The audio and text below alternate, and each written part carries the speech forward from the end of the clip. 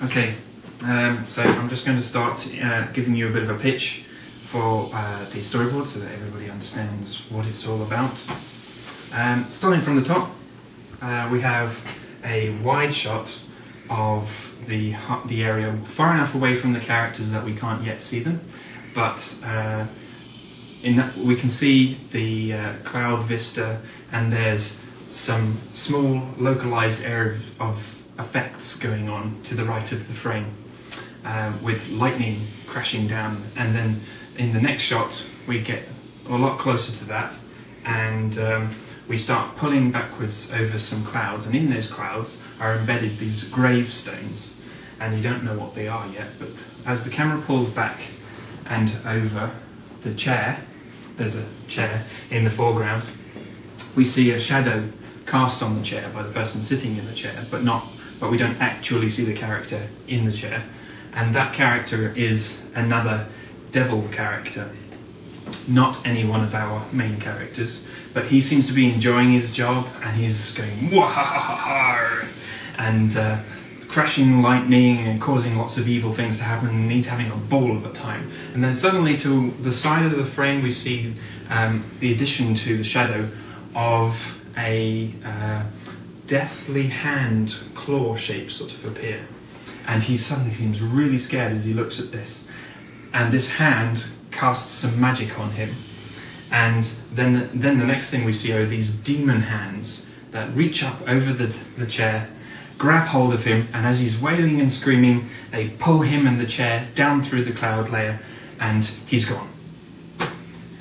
And in the next section, in fact that's all of that section there, the chair pops back up out of the clouds again, like it does it all the time. It's used to going down and up again, and this time the chair is empty. Right next to it we pop up another little gravestone, and it's almost like a symbol saying that the characters that sit in these chairs these things are always happening to them, and there's a gravestone for each and every one of them. And we cut to a close-up of the gravestone, and it has a logo for devils, angels and dating. And as we pull away from the gravestone, we realise that the logo is a shadow that's cast onto the gravestone, and the shadow moves across the clouds with the camera as it pulls away.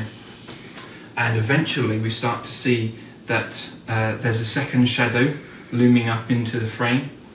We then cut to reveal that the shadow was another character, and it's a female character walking towards camera, and she's sort of got this very feminine sort of hip swaying going on, but she's actually quite angry, and she's holding a scythe in one hand and this deathly claw in the other hand, and it turns out that she's actually the death character, and she's kind of angry and cursing to herself about what she's just had to do,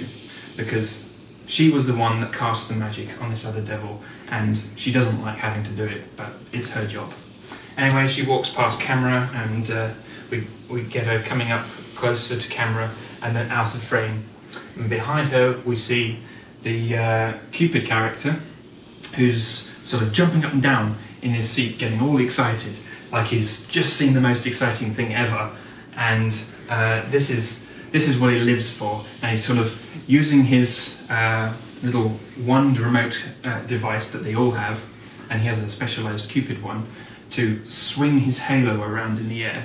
as though it's a lasso, and he's acting like a cowboy and getting all excited about it. Whilst he's doing this, the chair that we saw earlier quickly pops down through the ground, and then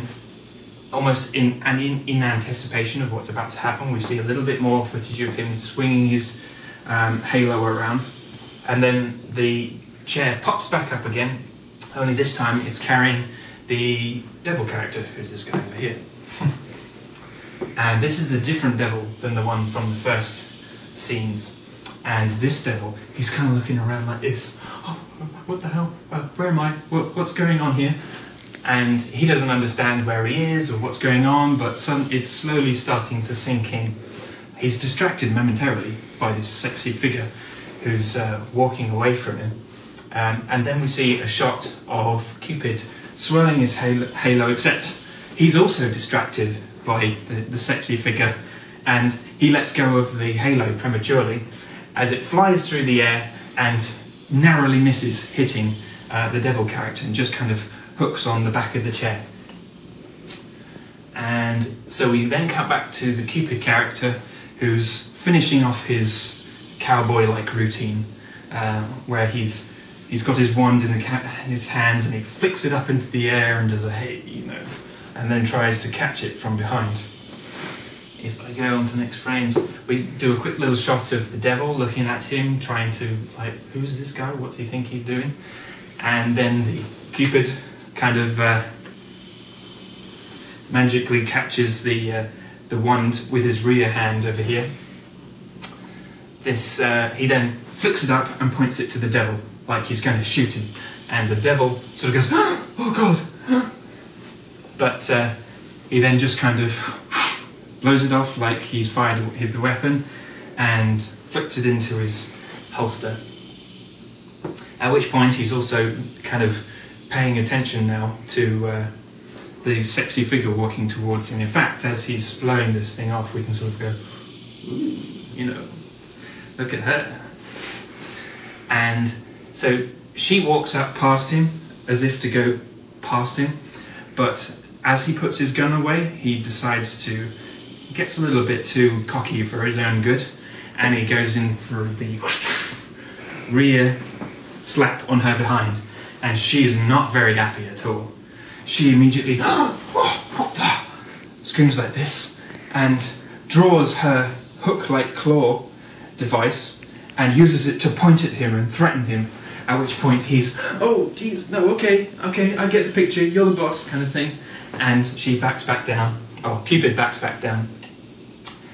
and because he knows his place in this world and she is the boss. She then carries on walking around the arena behind him and up to her throne, we'll call it, at which point the camera sort of pans up her figure and we see her face properly for the first time. And she uses her abilities and her power to cast some magic in the air,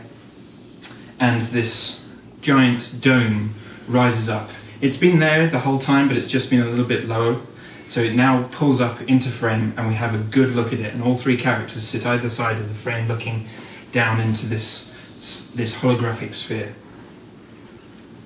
At this point, whilst this thing is coming up, she's kind of paying attention to this new devil character because, you know, normally she gets a little annoyed with all the devils that come along and the tasks that they have to do, and she keeps her eye cleanly on this one, but he looks a little bit different. He sort of looks on in anticipation at this sphere, and then he realises that she's watching him, and he gets all bashful, and he's like, oh, no, please don't look at me, kind of thing. Cupid sees this and realises, oh yeah, I know this kind of character.